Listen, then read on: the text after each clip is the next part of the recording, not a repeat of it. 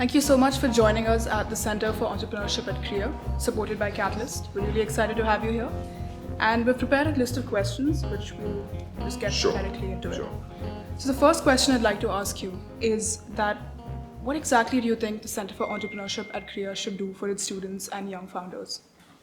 I think any incubation center that is set up needs to do, first of all, do a good screening of the right startups that have a potential, or the co-founders who have a potential to scale up.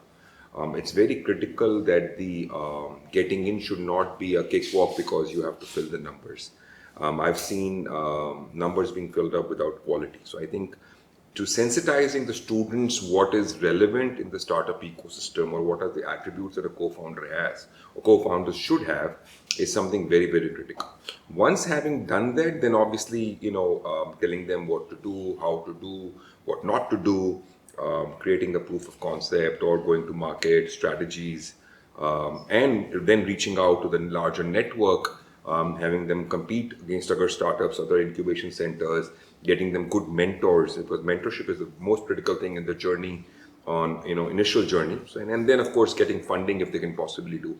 So I think any incubation center, including this at Krea, should look at that. But I think sensitizing students to see if their idea or their abilities match that of a startup ecosystem entrepreneur are the most critical things that I see lacking in many. And I think we should, since we're starting off, we should look at that very carefully. That's great. That's great. So a lot of startups start out as big ideas, big visions, but visions without the right strategy does not work. So where do you see founders making that critical mistake? See, I don't find anything wrong with looking at big ideas or big dreams. I think that's required.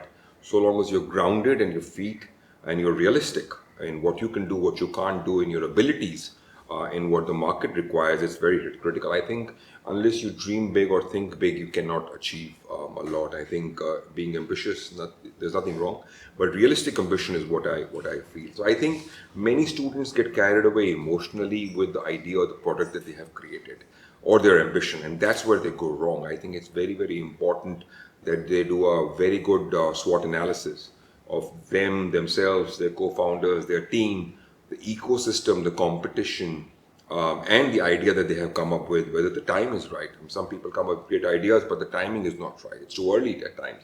So it's very important that you do a very, very good analysis, and the third-party validation, whether an incubation center, whether a mentor, whether an early stage angel investor, would help them, look at it from other people's point of view. So it's very important to have a sounding board also. And if the mentor or the incubation center can provide that, I think that's great. So I think being realistic and pragmatic about what they can do, what they can't do, and what will work or not work is something that's very critical. Great. And if there's that one piece of advice that you give to any early stage founder, what would that be?